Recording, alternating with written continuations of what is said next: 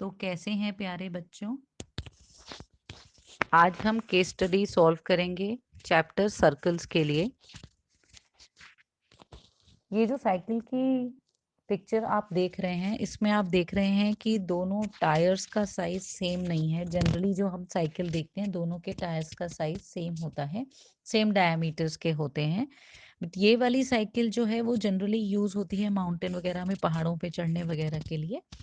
तो अगर हम इन दोनों टायर्स को देखते हैं तो ये जो रोड है वो इनके लिए टेंजेंट का काम करती है। ठीक है, तो जो रोड है वो टेंजेंट है इन टायर्स के लिए। तो उसी से रिलेटेड हमने ये एक क्वेश्चन लिया है कि हमारे पास दो सर्कल हैं जो कि टायर हो गए हमारे दोनों साइकिल के। एक पॉइंट पी लिया है और हमने उसको सरकमफ्रेंस या बाउंड्री ऑफ द सर्कल से ऐसे ज्वाइन किया है। तो ये जो P A P B P Q P R आप देख रहे हैं ये टेंजेंट हो गए हैं हमारे सर्कल के। ठीक है, तो जब ये टेंजेंट हैं हमारे सर्कल के तो उससे रिलेटेड फिर इस चैप्टर में तो हमारे सर्कल्स में तो सारे क्वेश्चंस जनरली टेंजेंट पे ही बेस्ड हैं। तो हम क्वेश्चंस ना सॉल्व करना शुरू करते हैं। ठीक है, तो इसने बोला है कि जो दो टायर्स हैं उनके जो डायामीटर्स हैं वो हैं 48 और 36। तो बड़ा वाला जो डायामीटर है वो है 48 और जो छोटा वाला डायामीटर है वो है 36। तो और उसके बाद उन्होंने फिर हमसे क्वेश्चन पूछना शुरू किया है और ये बोला है कि जो एंगल बन रहा है दोनों के बीच में वो है 60 डिग्री। ठीक है, तो हमें एक तो ये डायामीटर दिया है 48 जिससे कि रेडियस मेरे पास आ जाएगा 24 सेंटीमीटर और छोटा वाला डायामीटर दिया है 36। तो जहां से रेडियस आ गया मेरे पास उसका आधा 18 और इन्होंने ये जो एंगल दिया है ए पी क्यू कह लो या बी पी आर कह लो ये 60 डिग्री एंगल दिया है। ठीक है, अब इसके बाद ए पार्ट शुरू करते हैं सॉल्व करना। क्वेश्चन कह रहा है what is the length of the smaller tangent. अब आप यहाँ पे देखते हैं तो यहाँ देखेंगे आप ए पार्ट हम कर रहे हैं सॉल्व। पी ए की लेंथ मुझे बतानी है स्मॉलर टैंजेंट की। अब इस एक ही क्वेश्चन में ना हमारे बहुत सारे कंसेप्ट अप्लाई हो जाते हैं इस चैप्टर के टैंजेंट वाले के। तो हम क्या करते हैं पहले ना सेंटर को ढूंढ लेते हैं। तो सेंटर ढूंढने के लिए जरा इसको ज्वाइन करते हैं। यहाँ से जब हम ज्वाइन करते हैं ऐसे एक ज्वाइन लाइन ड्रॉ कर लेते हैं और उसके बाद हम यहाँ पर फिर सेंटर से इसको ज्वाइन करेंगे ऐसे। ठीक है, वैसे ही एक और लाइन ज्वाइन कर लेते हैं इस सर्कल के लिए भी, ये ऐसे। ठीक है, तो अब मेरे पास ना इसके सेंटर हम ले लिए हैं ओ और ओ डैश। हमें फाइंड आउट करना है लेंथ पी ए का। अब हमने एक चीज तो ये पढ़ी है कि length of the tangent equal होते हैं। एक ये भी पढ़ा है कि रेडियस और टैंजेंट के बीच में जो एंगल होता है वो हमेशा 90 डिग्री होता है, वो हमेशा 90 डिग्री होता है। ठीक है ना, तो जब मुझे ये कंसेप्ट पता है तो इस चैप्टर इस पर्टिकुलर क्वेश्चन में जब हम सॉल्व करेंगे ना पीए के लिए तो हम अप्लाई करेंगे ट्रिग्नोमेट्री का कंसेप्ट। एक और कंसेप्ट इसमें है हमने जो पढ़ा है कि जो ये जो एंगल 60 डिग्री है ना वो सेंटर से सब जब हम पॉइंट पी को ज्वाइन करते हैं ना तो वो बाइसेक्ट हो जाता है। मतलब कि बाइसेक्ट मतलब दो इक्वल हाफ में डिवाइड हो जाता है। तो ये जो ओपी है या ओ डैश पी है ना ये एंगल 60 डिग्री को दो इक्वल भागों में डिवाइड कर रहा है। तो ये 60 का हो जाएगा मेरे पास 30 डिग्री और ये हो जाएगा 30 डिग्री। तो अब पी ए जब हमें फाइंड आउट करना है तो हम यहाँ पर अप्लाई करेंगे, हम कंसिडर करेंगे ट्रायंगल ओ ए पी। तो ट्रायंगल ओ ए पी में जब हम लेंगे तो हम यहाँ पर फाइंड आउट करेंगे पी ए ढूंढने के लिए tan 30 डिग्री का। तो यहाँ पे लेते हैं tan 30 डिग्री। tan 30 डिग्री क्या हो जाएगा हमारे पास, वो हो जाएगा ओ ए अपॉन पी ए। और tan 30 की वैल्यू क्या होती है 1/√3। ओ ए हमने ढूंढ रखा है पहले ही, ये हमारा ओ ए है और ये हमारा ओ डैश बी है। ठीक है, तो ये ओ ए हमारे पास है 18 और पी ए मुझे ढूंढना है। तो यहाँ से पी ए हमारे पास आ जाएगा 18√3। देखते हैं कौन सा ऑप्शन है हमारे पास। थर्ड ऑप्शन हमारा सही जवाब है। तो यहाँ पे थर्ड ऑप्शन लिख लेते हैं फर्स्ट पार्ट के आगे जहाँ भी हमने ए पार्ट सॉल्व किया है। अब हम आ जाते हैं बी पार्ट पे। बी पार्ट क्या कह रहा है, what is the length of the chord B R. अब इस पे ध्यान देना, what is the length of the chord B R पे। ठीक है। अब अगर मुझसे बी आर कॉर्ड की लेंथ पूछ रहा है ना, तो जरा पहले का चीजें हटाते हैं, तब थोड़ा सा क्लियर हो जाएगा। हाँ, अब हम अगर हमें बोल रहा है कि आप फाइंड आउट करो length of the chord B R, तो जब मैं ये बी आर ढूंढना है मुझे, ठीक है।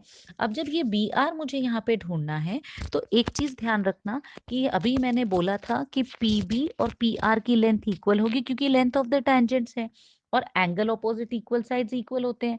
तो ये जो एंगल पी बी आर है और ये एंगल जो पी आर बी है, ये दोनों का मेजरमेंट इक्वल आएगा। तो ये दोनों हो गए मेरे एक्स एक्स, और ये तो मुझे 60 डिग्री दिया ही हुआ है। तो जब हम एंगल सम प्रॉपर्टी ट्रायंगल की लगाएंगे, यहाँ लिख रही हूं मैं, बाय एंगल सम प्रॉपर्टी, मेरे पास हो जाएगा x plus 60 degree is equal to 180 degree. तो यहाँ से मेरे पास आ जाएगा 2x इक्वल टू 120 डिग्री, और इसका मतलब हो गया कि x इक्वल टू 60 डिग्री। तो x इक्वल टू 60 डिग्री का मतलब क्या हुआ, पहले भी मेरे पास ये 60 डिग्री एंगल है, ये भी मैंने जब ढूंढा तो 60 डिग्री आ गए। तो जब तीनों एंगल 60 डिग्री हो गए तो मेरा ट्रायंगल इक्विलेटरल ट्रायंगल बन गया। तो बी आर ढूंढने के लिए मैं पहले ढूंढूंगी पी बी। तो जब मेरे पास जो पी बी की लेंथ आएगी वही लेंथ होगी मेरी बी आर की, क्योंकि इक्विलेटरल ट्रायंगल में सारे साइड्स इक्वल होते हैं। तो यहाँ पर ना, जो हमने tan 30 पिछले ए पार्ट में लगाया था ना, वही हम यहाँ भी लगाएंगे। बस यहाँ पे ये डिफरेंस होगा कि यहाँ वाले पे मैं यहाँ पर ट्रायंगल फाइंड आउट करूंगी, ये मैं यहाँ पे फाइंड आउट करूंगी पी बी की लेंथ, और जब मेरे पास पी बी की लेंथ आ जाएगी तो वो मुझे लेंथ दे देगी बी आर की भी, क्योंकि दोनों सेम लेंथ के होंगे। तो यहाँ पर हम ले रहे हैं ट्रायंगल, यहाँ हम ले रहे हैं triangle O dash P B. तो जब O dash P B triangle ले रहे हैं तो यहाँ मेरे पास आएगा tan 30 degree is equal to O dash B upon P B. तो O dash B upon P B आ गया। अब यहाँ पे हम वैल्यूज डाल देते हैं, 1/√3 is equal to O dash B हमने ऊपर ढूंढा है 48 का आधा 24, और ये हो गया पी बी। तो यहाँ पे जब हम इसको क्रॉस मल्टीप्लाई करते हैं तो पी बी मेरे पास आ गया 24√3। तो जो मेरी 24√3 पी बी की लेंथ है वही पी आर की लेंथ है। तो B R is equal to P B is equal to 24√3। ठीक है, क्यों? क्योंकि ये इक्विलेटरल ट्रायंगल है, सारे साइड्स की लेंथ इक्वल होगी। कौन सा ऑप्शन आ रहा है हमारे पास? फोर्थ ऑप्शन सही जवाब है। यहाँ लिख देते हैं फोर्थ पार्ट। अब हम आ जाते हैं सी पार्ट पे। क्वेश्चन क्या कह रहा है, if the center of the smaller circle is O, then what will be its distance from point P? अब क्वेश्चन बोल रहा है कि ओ पी का डिस्टेंस बताइए आप। अगर मैंने इसको लिया होता लेंथ, इसको सेंटर को लिया होता O, तो मुझे OP की लेंथ बतानी है। अब OP की लेंथ बताने के लिए क्या करेंगे, सेम वही कंसेप्ट मैंने अभी आप लोगों को बताया था कि जब ये 30 डिग्री है और मुझे ये वाली लेंथ ढूंढनी है, तो हम यहाँ पे इस बार sin 30 लगा लेंगे। तो लगा देते हैं ट्रायंगल में, ट्रायंगल ओ पी ए, इसमें लगा देते हैं साइन 30 डिग्री। ट्रायंगल का नाम मैं आपकी समझ के लिए लिख रही हूँ, आपको कुछ लिखने की जरूरत नहीं है, आप सीधा साइन 30 करके सॉल्व कर सकते हैं।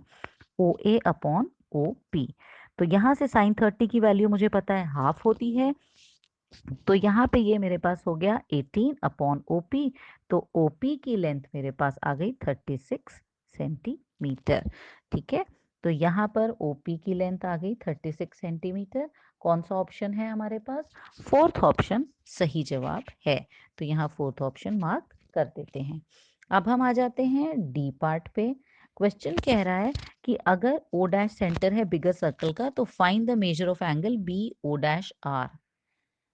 बी ओ डैश आर का आपको मेजरमेंट बताना है। तो जरा पुराना चीजें हटाने की कोशिश करें, जरा इसको हटा लेते हैं, ऐसे बहुत सारी चीजें होंगी तो नहीं तो ना कंफ्यूजन हो जाएगी।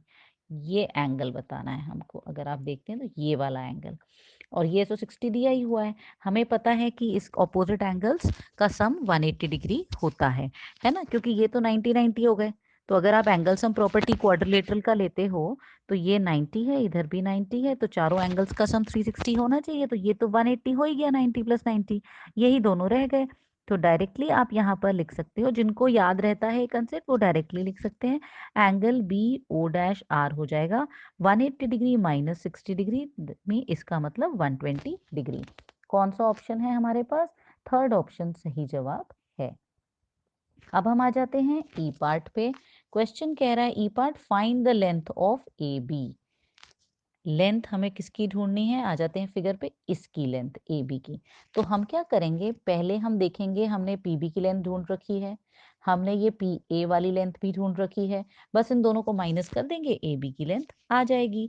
तो हमारे पास एक बार आया हुआ है पी ए बी की लेंथ हो जाएगी मेरी पी बी की लेंथ माइनस पी ए की लेंथ, और पी बी है मेरे पास 24√3 और पी ए है मेरे पास 18√3। तो दोनों को जब माइनस करेंगे तो 6√3 मेरा आंसर आ जाएगा। देखें कौन सा ऑप्शन है? फर्स्ट ऑप्शन है। तो फर्स्ट ऑप्शन हमारा सही जवाब है। ठीक है, तो मुझे लगता है समझ में आया होगा आप लोगों को। जो आपने ये सारे क्वेश्चंस हमने सारे पार्ट्स किए हैं, इसमें सारे कंसेप्ट अप्लाई हुए हैं जो हमने इस चैप्टर में पढ़े हैं। आपका एंगल बाइसेक्टर भी यूज हुआ है, लेंथ ऑफ द टेंजेंट भी यूज हुआ है, रेडियस 90 डिग्री के परपेंडिकुलर होता है, टेंजेंट के परपेंडिकुलर होता है, रेडियस और टेंजेंट 90 डिग्री एंगल बनाते हैं आपस में पॉइंट ऑफ कॉन्टैक्ट पे, ये भी क्या, सारे कंसेप्ट इसमें हमारे अप्लाई हो गए हैं। तो मैं ऐसे ही आपके लिए केस स्टडी क्वेश्चंस लाती रहूंगी, आप प्रैक्टिस करते रहिए।